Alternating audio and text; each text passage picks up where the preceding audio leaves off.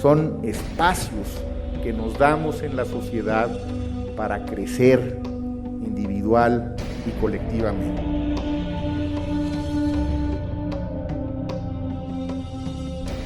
Cuando digo educación, pienso en un mecanismo para eliminar la injusticia.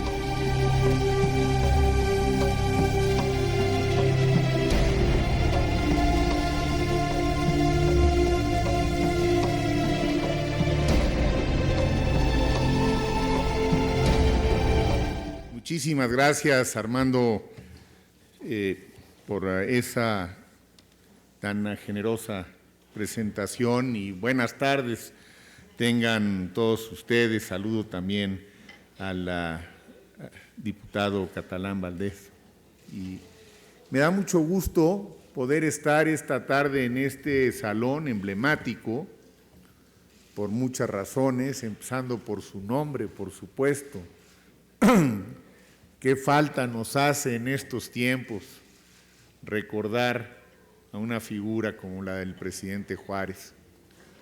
Y nos hace falta por muchas razones, por eso no hay que olvidarlo nunca. Nos hace falta el recuperar la ética en el servicio público. Nos hacen falta políticos que se sientan orgullosos de poder vivir en la honrosa medianía con la que vivió el presidente Juárez, antes y después de haber tenido la investidura presidencial.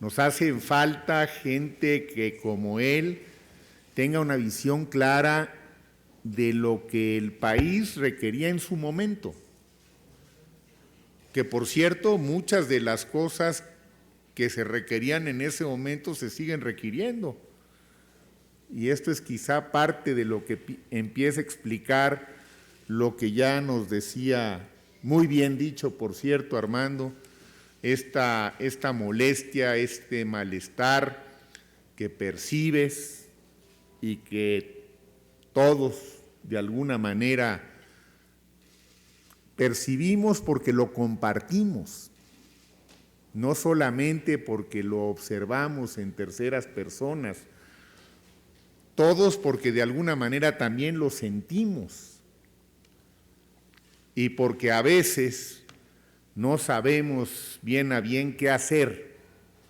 o cómo proceder. Y ahí hay que buscar siempre fuentes que puedan ser de inspiración, y Juárez es una de ellas. Juárez vuelve una y otra vez, aunque no les guste a algunos, aunque algunos lo sacaron del despacho presidencial, aunque ya no se usa mucho rendirle homenaje, aunque los efemérides con el que se les recuerda precisamente en estos tiempos, en estos días, ahora se desplazan, como muchas otras de nuestras fiestas, al lunes más cercano.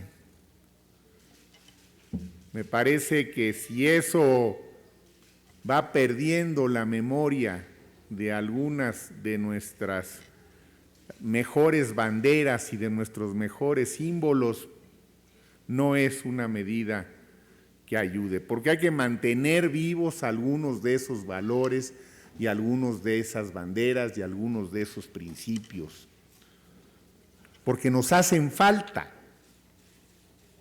Si no nos hicieran falta, quizá podría aceptar yo con mejores argumentos que pudieran tomarse estas medidas administrativas, pero diluyen lo otro y eso no es bueno.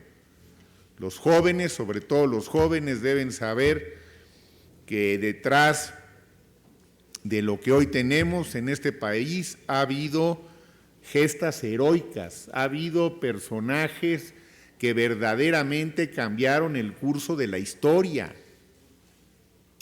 Ha habido mucha gente buena y mucha gente generosa y mucha gente que ha dado y da su vida por tratar de contribuir a la construcción de una mejor sociedad. Y a ellos son a los que hay que recurrir cuando vivimos tiempos como los actuales, de desencanto, de indignación, de molestia, de hartazgo, de indiferencia, porque lo peor que puede ocurrir es que como resultado de todo ello, en efecto, lo que prevalezca es la indiferencia. Eso no debemos dejar que ocurra, porque será contribuir a que las cosas sigan igual. No hay democracia sin demócratas, y los demócratas no podemos ser indiferentes cuando las cosas no caminan bien en una democracia. Y no podemos ser indiferentes cuando las cosas no caminan bien, porque nunca caminan bien en un régimen autoritario. Y precisamente por eso hoy son tiempos para que en la reflexión tomemos como una primera decisión seguir participando y seguir estando ahí donde los demócratas sabemos estar, en las urnas, para empezar. Y ahí viene ya pronto un ejercicio para todos nosotros que puede ser mucho más importante de lo que parece. Contrario a lo que han dicho algunos amigos míos inclusive, gente respetable, algunos de ellos, yo sí creo que hay que ir a votar. Yo no creo que la democracia mexicana gane nada no yendo a votar. Yo no creo que una alternativa sea boicotear la elección. Hay que ir a votar y hay que llevar a los nuestros a votar. Hay que llevar a votar a nuestros amigos, a nuestros compañeros, a nuestros familiares, porque es votando como podemos recuperar el terreno que pensamos que puede ser más fértil de lo que actualmente es. Porque el voto sigue siendo el instrumento por excelencia de los demócratas. Y porque la única manera como podemos mejorar nuestra democracia es contribuyendo a la democracia, ejerciendo nuestros derechos que una democracia nos concede, no renunciando a ellos. Renunciar a ese derecho puede ser a título estrictamente personal una decisión respetable, pero no la comparto, porque es tirar un derecho que tampoco se nos dio de manera graciosa. El sufragio efectivo también se ganó con sangre y también se ganó con muertes y también se ganó cuando este pueblo nuestro, sufrido y tolerante, dijo ya basta a una dictadura a finales del siglo pasado. ¿Por qué vamos a renunciar a ese derecho? Es traicionarlos también a ellos. Es traicionar a los que murieron porque tengamos ahora ese derecho. Por eso creo que una primera convicción que ojalá todos podamos arraigar en nuestra forma de pensar para poder transmitir y convencer es que no podemos renunciar a nuestros derechos. Al contrario, lo que tenemos es que consolidarlos, lo que tenemos es que exigir que se cumplan. Y para exigir que se cumplan tenemos que estar ahí cada uno de nosotros. Insisto, No puede haber democracia sin demócratas. Y todos los demócratas que yo conozco ejercen y defienden su derecho al voto universal, libre, secreto y, por supuesto, que se respete. Pero para exigir que se respete, primero hay que ir a ejercerlo. Si no lo hacemos, no podemos exigir que se respete. Es tanto como decir, ¿para qué nos ocupamos de eso? Que lo hagan otros, que gobiernen otros, que decidan otros. Yo no sé ustedes, señoras, señores, yo no comparto esa filosofía de vida. Me parece que no es la que la dignidad de un pueblo como el nuestro se merece. Por eso hay que ir a votar por quien queramos, por quien pensemos que es la mejor o la menos mala de las opciones, porque también puede ser el caso. No todas las candidaturas pueden resultar atractivas, no todas pueden resultar siquiera interesantes. Y puede tener sentido en algún momento dado ir a votar y ahí nulificar el voto, que también se cuenta. Si es que de plano pensamos que ninguna de las opciones merece nuestro apoyo. Yo creo que siempre podemos encontrar una o más que lo merezca.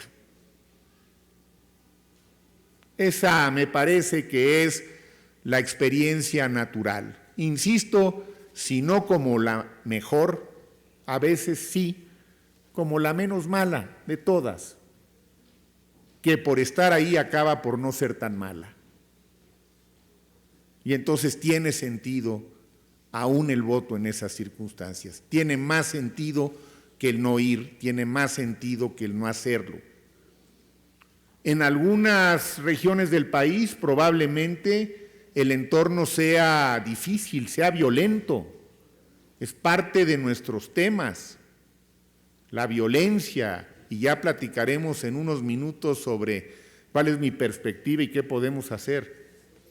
Pero aún en esas circunstancias hay que proteger el voto, que proteger el derecho al voto y que ejercerlo. Estuve hace unos días en Guerrero, invitado por el gobernador interino, para platicar con nosotros. Iba yo con un par de intelectuales más sobre las condiciones del Estado y tenía interés en conocer nuestros puntos de vista, cosa que me parece de suyo en estos tiempos poco usual, que llamen a gente independiente, los gobernantes, para preguntarles ustedes qué piensan. Y le dijimos lo que pensábamos, por supuesto. Y todos coincidimos en que había que hacer todo el esfuerzo por sacar adelante la elección en Guerrero.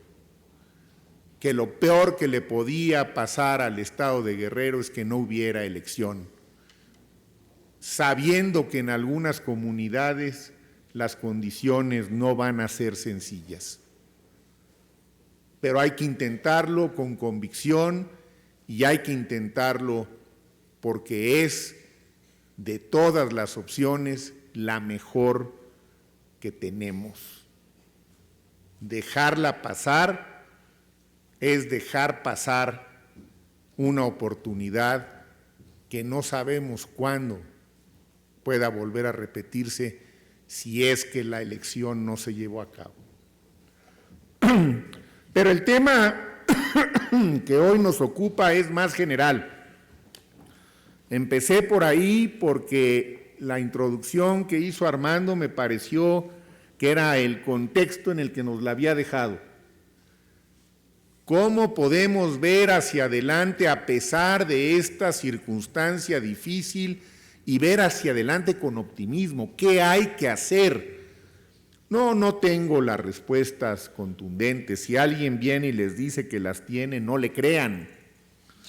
Está inventando.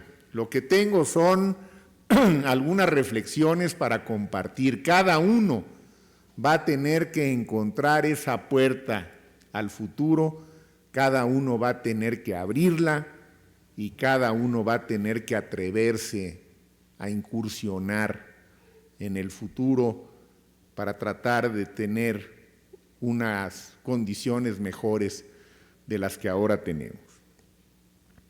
Yo sigo pensando que un camino ineludible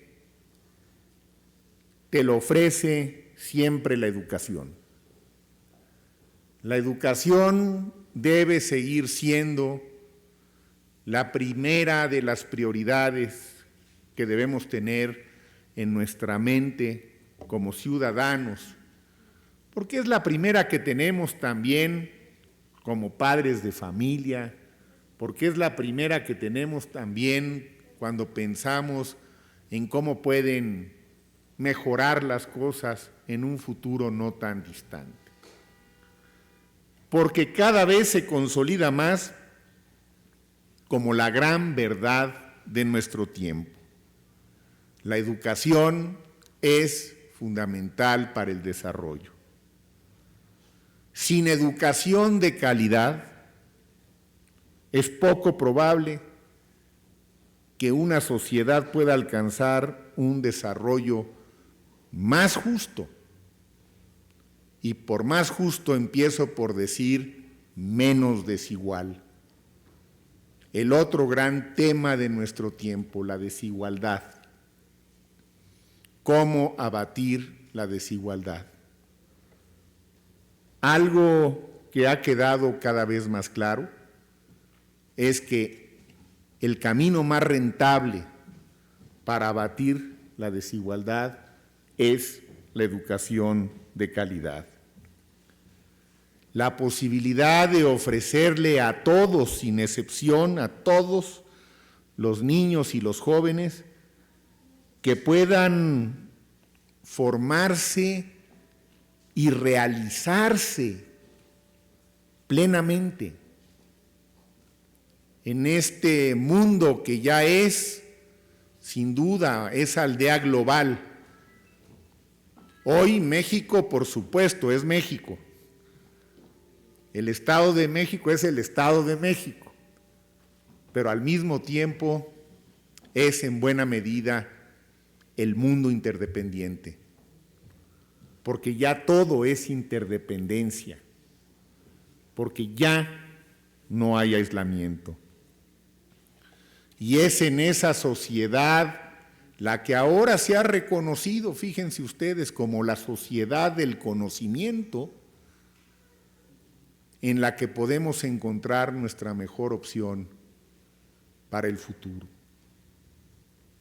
Porque sin educación no hay conocimiento. Y sin conocimiento no hay información. Y sin información no hay desarrollo. O dicho de otra manera, para que haya desarrollo hace falta información. La información requiere conocimiento y el conocimiento depende de la educación. No hay atajos, no hay otro camino, es el único.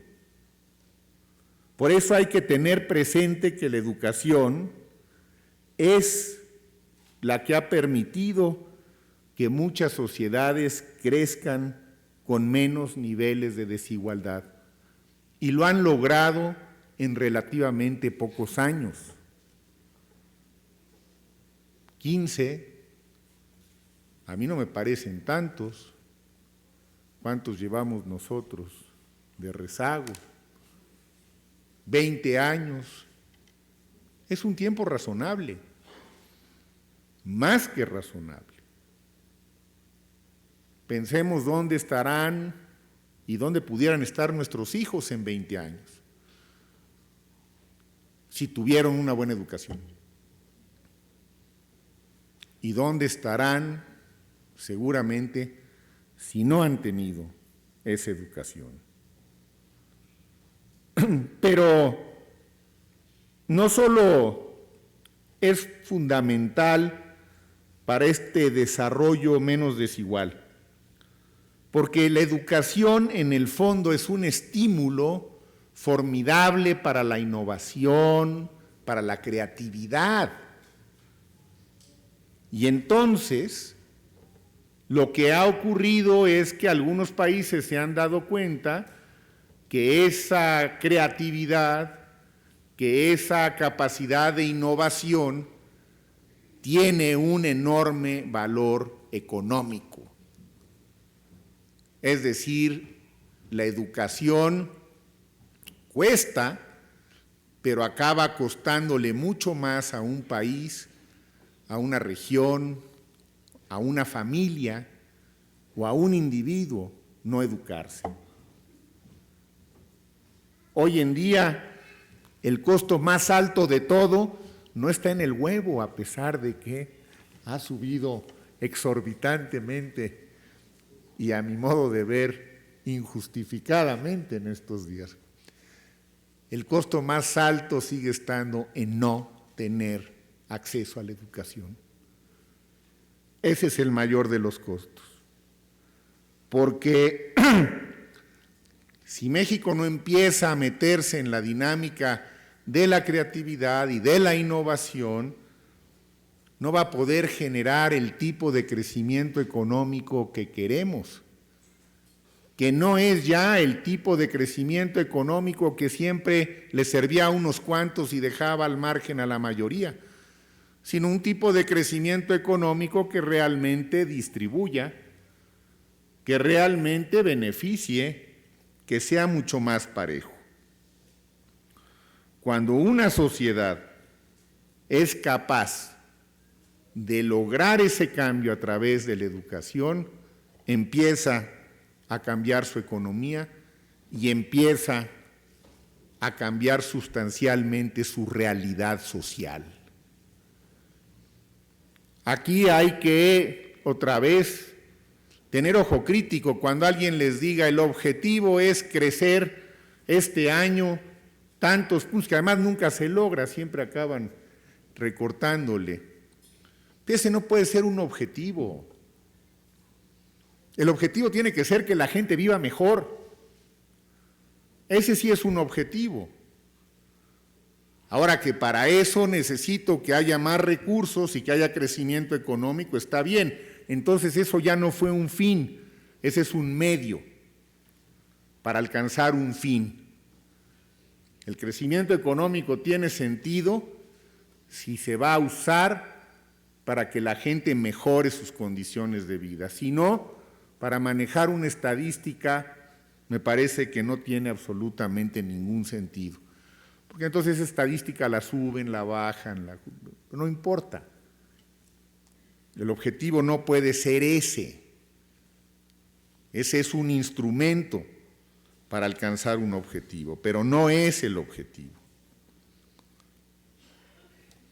Pienso que otro elemento que debemos de tener muy en cuenta es que si no tenemos esa educación de una forma más generalizada, si no tenemos ese estímulo para la creatividad, para la innovación, que vaya que si en México somos talentosos.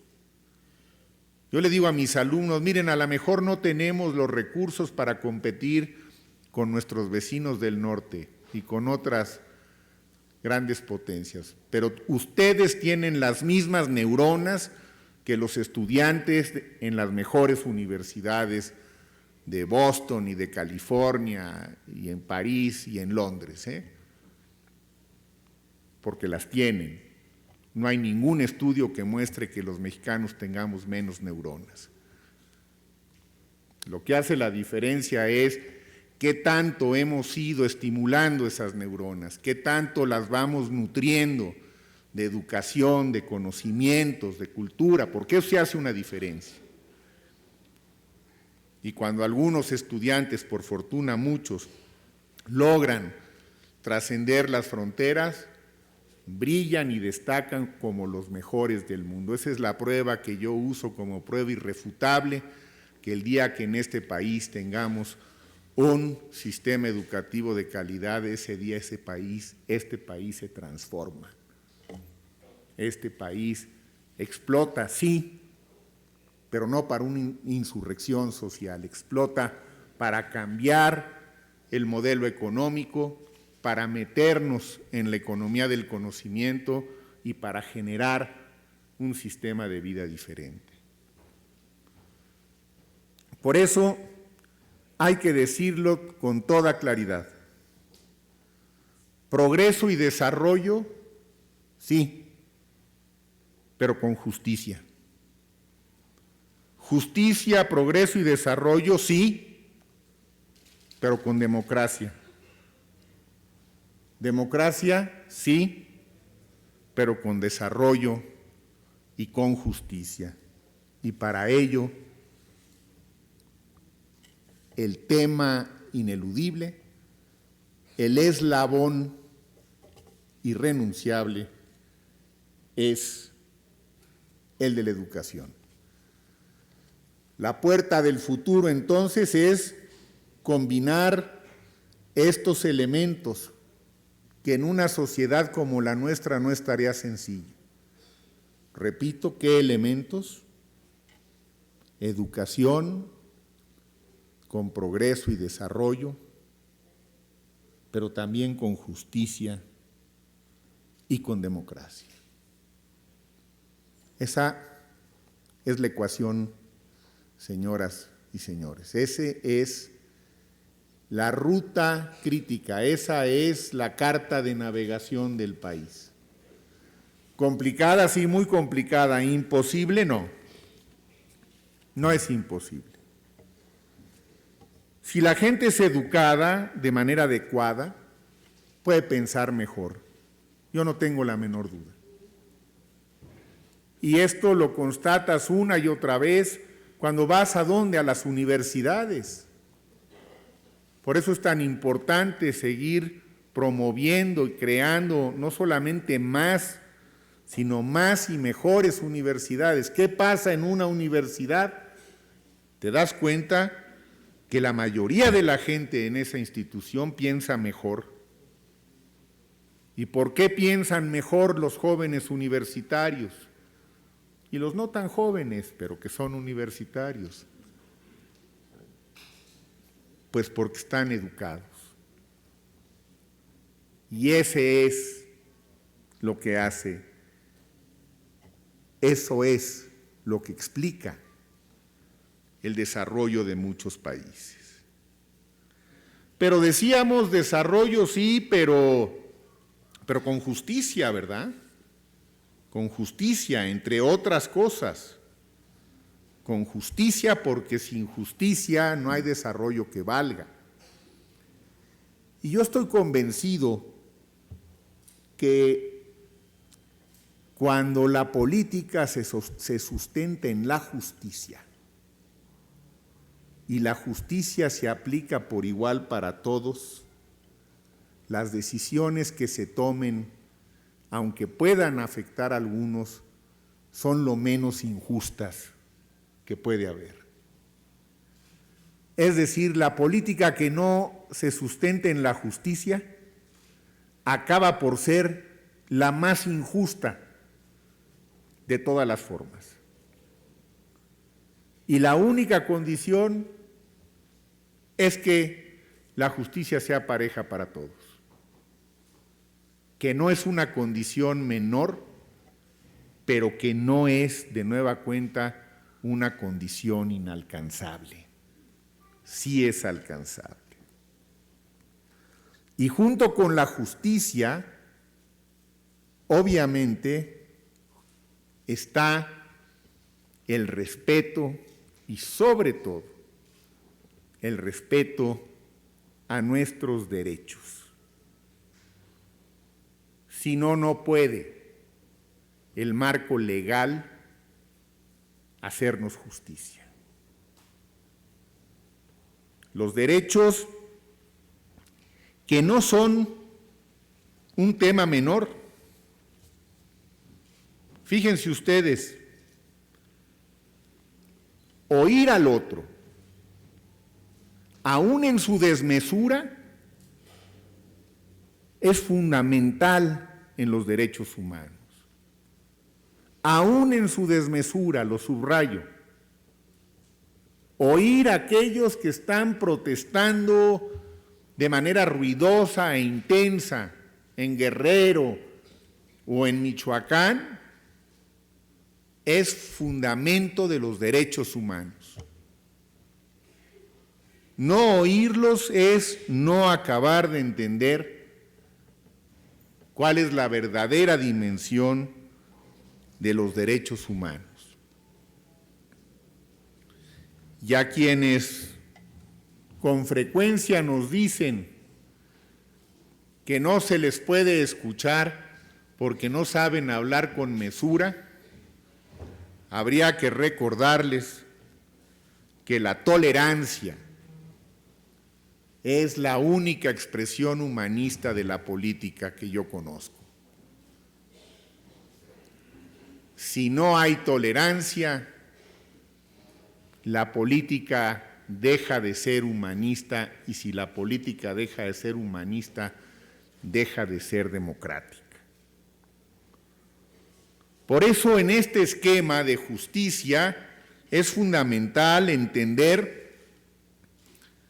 que debemos dar espacio para disentir y debemos dar espacio para coincidir. Y debemos asumir que disentir es un privilegio de la libertad, no es una canonjía, no es un favor que nos están haciendo, es un derecho y una expresión de libertad. Tenemos el derecho a disentir, así como tenemos el derecho a votar. Este es otro derecho de las democracias que no debemos dejar de defender. Y disentir, sí, por supuesto, es una expresión de libertad. Por eso preocupa, por eso molesta, por eso irrita cuando vemos que alguien que disiente es de alguna manera reprimido. Alguien que disiente pierde su trabajo. Alguien que disiente ya no es bien recibido. Eso es una expresión de autoritarismo. Y también debemos de reconocer que tenemos el derecho a coincidir y que coincidir no es necesariamente un acto de lambisconería, no es necesariamente el querer quedar bien con el de arriba. Coincidir es también una expresión legítima de la razón. Por eso una democracia, una institución, avanza cuando hay espacio para disentir y cuando hay espacio para coincidir. Cuando yo tuve el gran privilegio de dirigir la UNAM, en condiciones muy críticas, algunos de ustedes, los jóvenes no, pero algunos no tan jóvenes ya se acordarán ese panorama que prevalecía en la UNAM de finales de 1999, donde ya las típicas voces autoritarias decían que ya esa institución estaba muerta y que no había manera de que resurgiera. Qué gusto me ha dado que hayan tenido que enmudecer todas esas voces una tras otra. Pero dentro de mucho de lo que la comunidad logró para salir adelante y superar la crisis, y creo que es una gran lección de ese sector educado para el país, fue aprender a convivir disintiendo y coincidiendo. Estos fueron las palancas de la convivencia. Por supuesto que estaban en su derecho a disentir y también estaban en su derecho a coincidir. Por supuesto que tenían todo el derecho de disentir con el rector, que era en ese entonces su servidor. Pero no me enojaba, no los mandaba callar, porque entendía que tenían puntos de vista que no necesariamente coincidían en todo conmigo. Y esto es lo que permitió que el diálogo fuera constructivo y que el diálogo se diera con las instalaciones abiertas y que lográramos acuerdos. Y es una gran lección disentir como derecho de la libertad y coincidir como derecho de la razón, porque también a veces cuando se coincide inmediatamente levantamos la mano y señalamos, como si toda coincidencia tuviera que hacerse en lo oscurito, como si toda coincidencia fuera indigna, y en eso no le ayudamos a la democracia, ¿eh? Puede haber coincidencias muy legítimas y muy convenientes. Nada más faltaba que nunca coincidiéramos en nada con nuestros adversarios.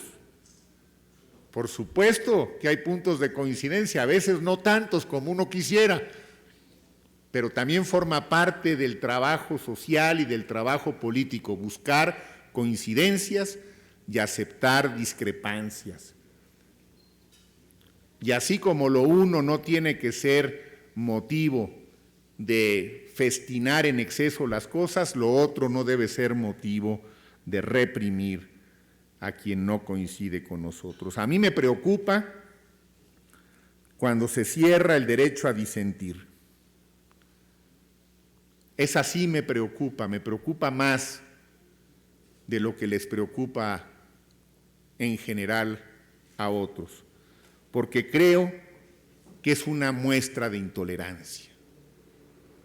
Porque creo que cuando se cierra el derecho a disentir, lo que estamos viviendo es una regresión democrática. Nos estamos yendo para atrás.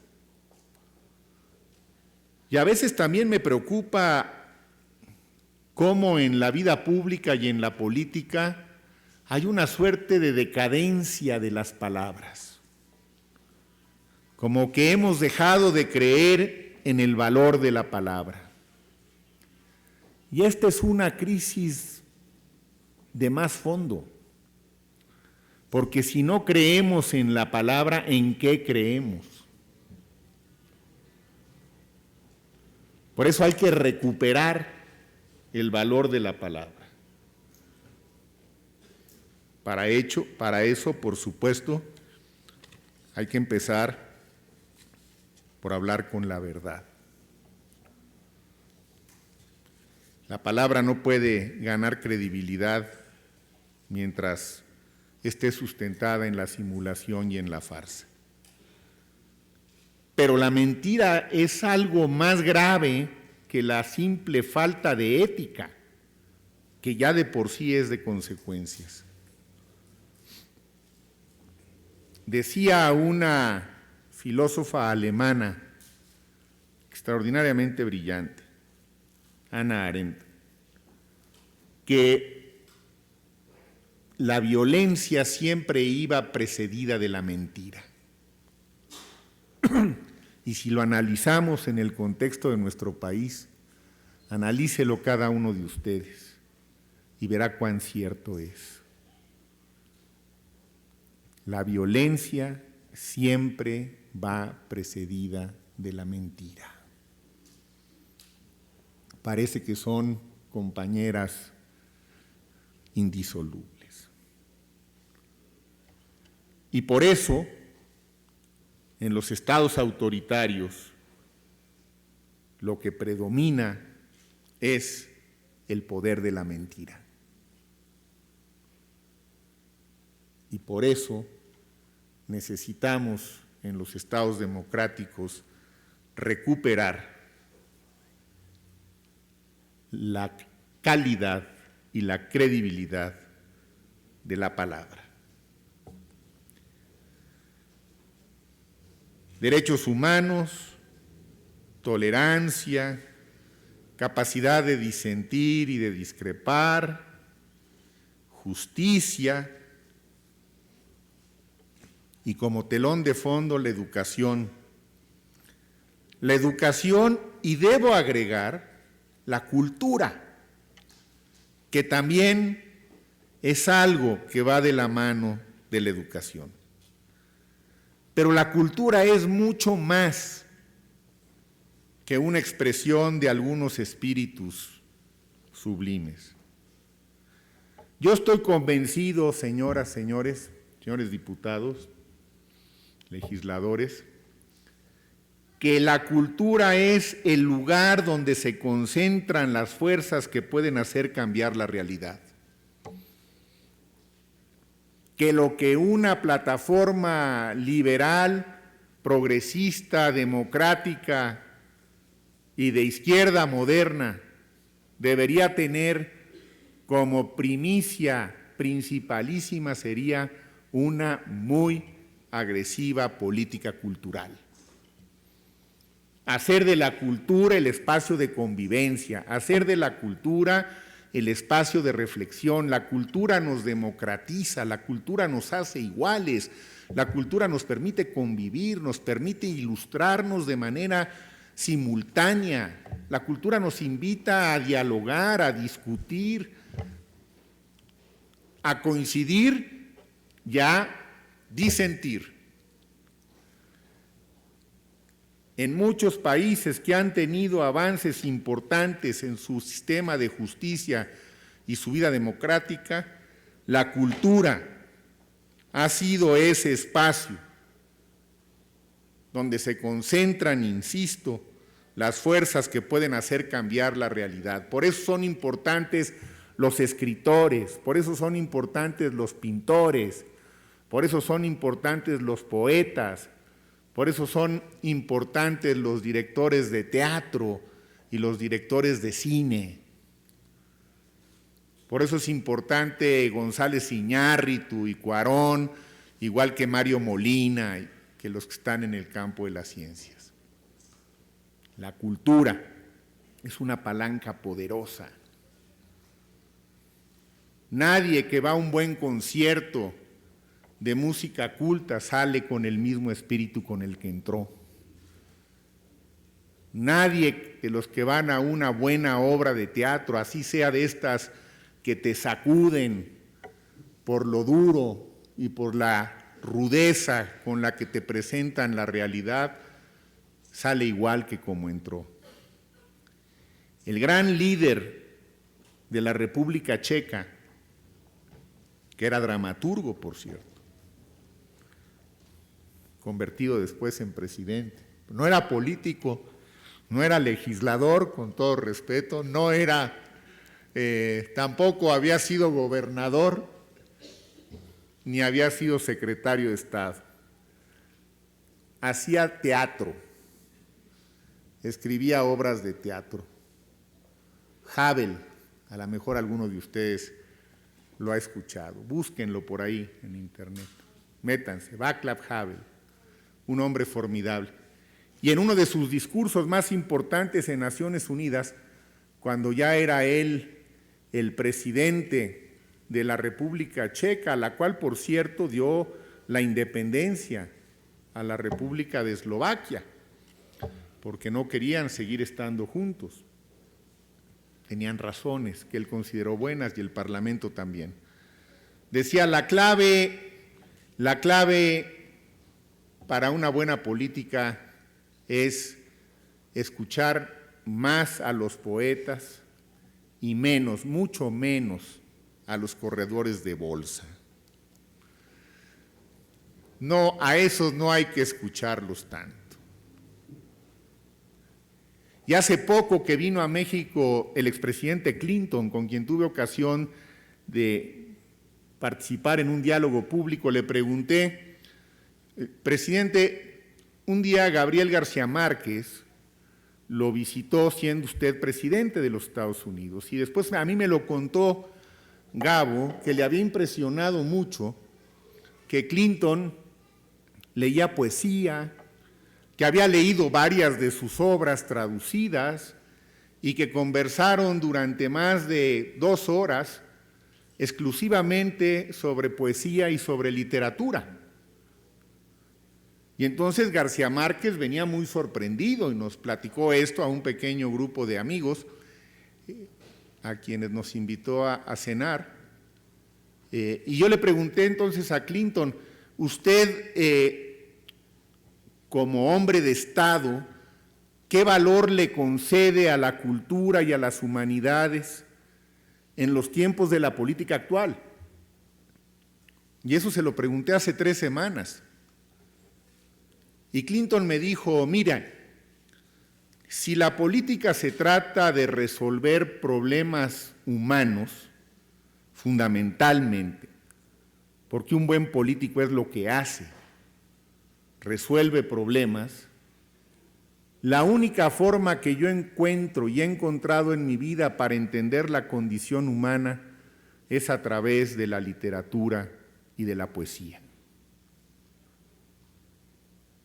Qué importante es el testimonio de una gente como él, que coincide con lo que en otras palabras y en otros momentos decía el presidente Havel al hablar de la importancia de la cultura. Por eso creo que la cultura debe estar en el centro de las puertas que tenemos que abrir o derribar si es necesario para el futuro de México. Tenemos que hacerla parte de nuestra vida.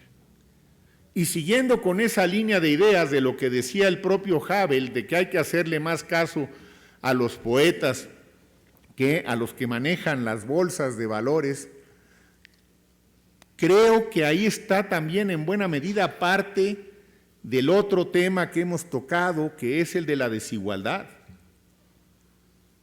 Porque uno se pregunta por qué en algunos países la desigualdad ha aumentado. Y México no es la excepción. Y Brasil no es la excepción.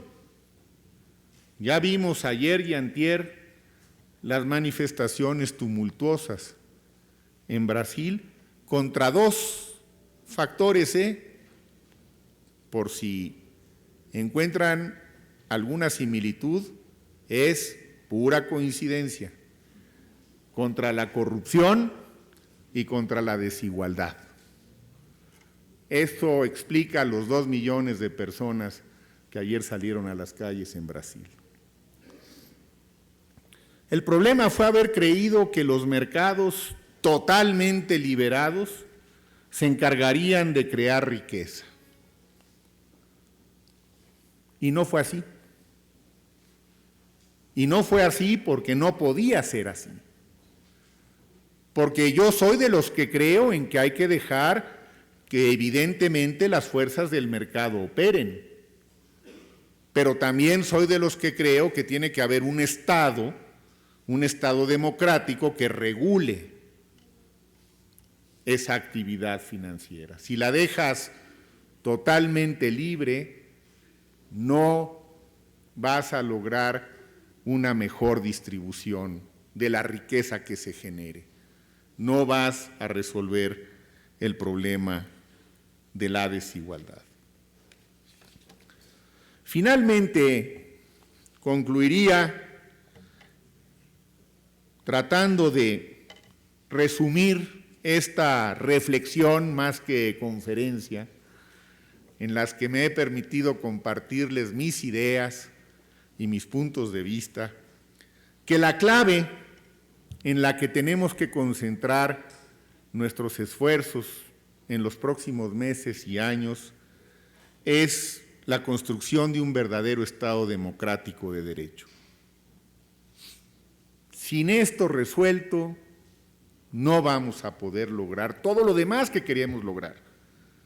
Educación, cultura, justicia, crecimiento con empleo digno, con más igualdad. Necesitamos un Estado democrático de derecho que funcione. Y para ello es importante que en un país como México se activen muchos resortes. Que se mantenga viva la crítica, porque la crítica no es otra cosa más que la forma, la manera de descubrir y de evaluar al poder. Alguien tiene que evaluar al poder. Y eso le toca a la crítica. Y la crítica puede estar en muchos lados, en los medios, en las legislaturas, en las ONGs, en las organizaciones ciudadanas, en los sistemas educativos, porque a ninguna democracia le conviene vivir sin crítica. A ninguna democracia le conviene vivir sin oposición. Por eso la crítica debe de consolidarse en nuestra democracia y creo que la oposición debe salir del eclipse que la ha cubierto en buena medida en los últimos tiempos. No hay, como ven, señoras, señores, fórmulas únicas.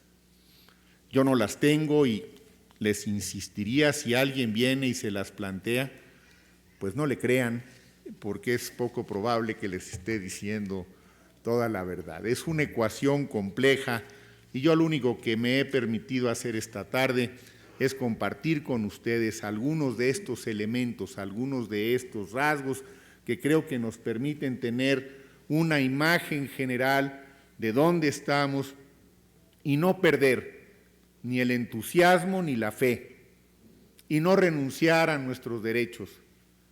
Y hay que ir a ejercerlos cuando vengan, ejercer el derecho a disentir, ejercer el derecho a la crítica, ejercer el derecho al voto, ejercer el derecho a coincidir, tratar de ejercer el derecho a la educación y tratar de construir una sociedad mejor educada, más culta, más creativa, que pueda meternos en un modelo de desarrollo menos desigual y menos injusto. Muchas gracias.